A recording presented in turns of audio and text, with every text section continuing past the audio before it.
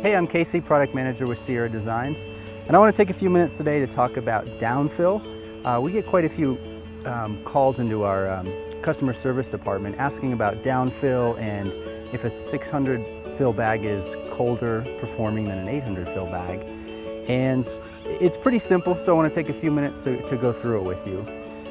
Downfill is, the way to think about it is it's basically down loft. It's actually a volume measurement.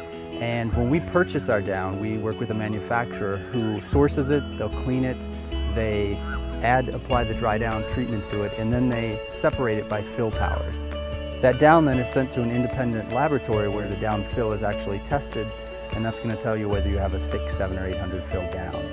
So the way that it works, you would take your down sample, regardless of the fill power. That down has already been set aside for 5 days so that it dries completely. It's put into this container. It is going to compress that down. And so that measurement right there is somewhere around 800 to 825 cubic inches of down. Okay, so that's the volume measurement. And for the sleeping bags that you're buying, that's also an 800 and 825 fill bag. Now, if you have a 600 fill down, it's going to be the same system. You're going to put in 1 ounce of down. It's going to compress down to this 600 level. So it's still 1 ounce to 1 ounce, but it just doesn't take up as much volume. The reason why that's important is we hear the question, is an 800 fill bag always warmer than a 600 fill bag? And I brought a couple samples for you to take a look at.